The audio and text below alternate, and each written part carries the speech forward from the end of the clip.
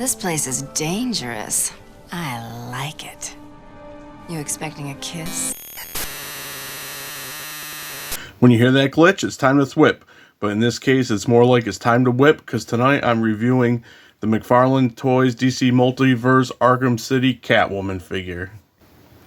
Now, being a huge fan of the Arkham video game series, I'm really happy that we're getting more characters from that series.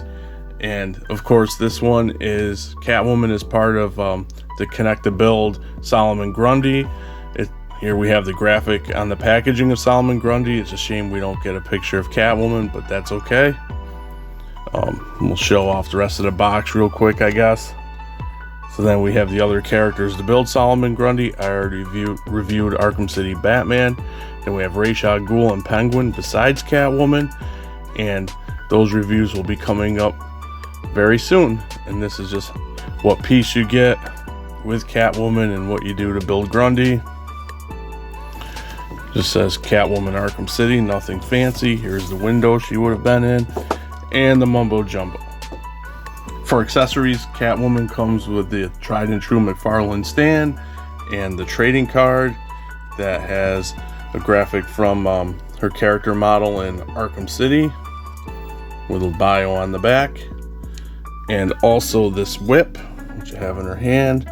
Just black plastic, no shading, no paint apps or anything. I would kind of wish it was bendy wire or something, but it's not. But serves as a whip, good enough, I guess. She also articulates fairly nicely. You get some nice head tilt. She can look down a bit, up not too much because of her collar, and of course head swivel. Her arm goes out that far, and you do get a bicep swivel if I can get it to go. There we go. Joints are really tight on this one. Awesome double jointed elbows. I love McFarlane Toys double jointed elbows. I think they're really good.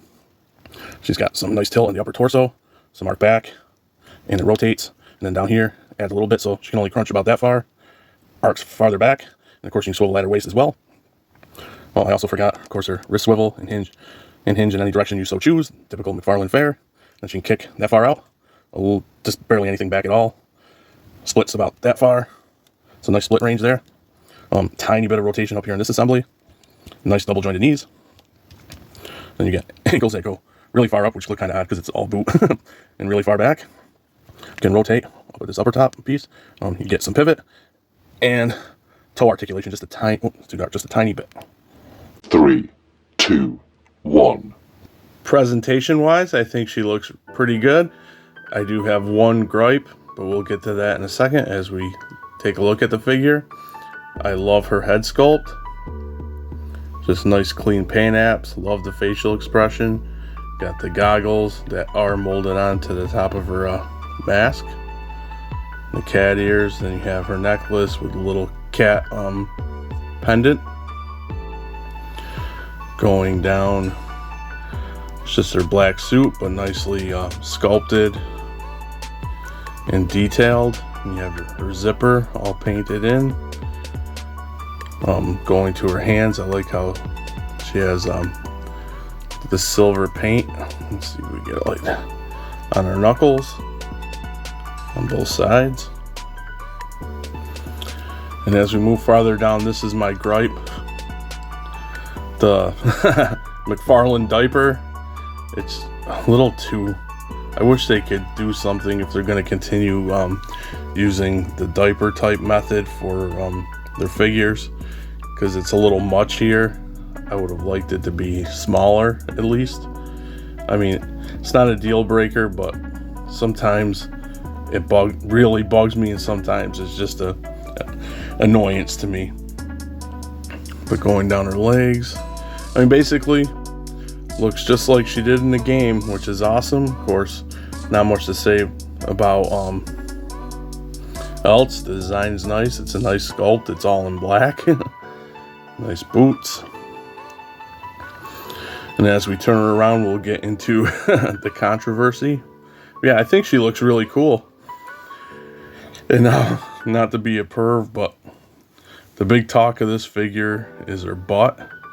And people are saying, like, the sculptor of this figure must have really liked Catwoman or is a perv or whatever. They make a big deal about her butt, but I'm currently playing through Arkham City again, and I took some shots, as you will see here. And I don't think he's a perv. I think it's pretty accurate to the character model, and that's just how her design is. And here's Catwoman with McFarlane Toys Arkham City Batman from the same wave, and I think they look really awesome together. They just look really cool. So bottom line for me, despite my normal usual nitpicks with McFarlane Toys, I really like this Catwoman figure. She matches the character design of the game beautifully, I think. And I don't understand all the talk in the other reviews about her butt. That's just the way she is in the game. So they brought it out into action figure form, and I don't see any controversy or problem with that. But anyway, enough talking about action figures butt or video games butt. I just really like the figure. It looks cool, and I hope we get more from McFarlane from the Arkham video games, because the character designs in the games are some of my favorite character designs for Batman and Batman villains in general, and I would happily pick up everyone that comes out. With that being said, comment and tell me what you think. Don't forget, if you're new here, consider subscribing, hitting the like button, and thwipping that notification bell, and I will catch you guys real soon back here on the thwip side. Meow.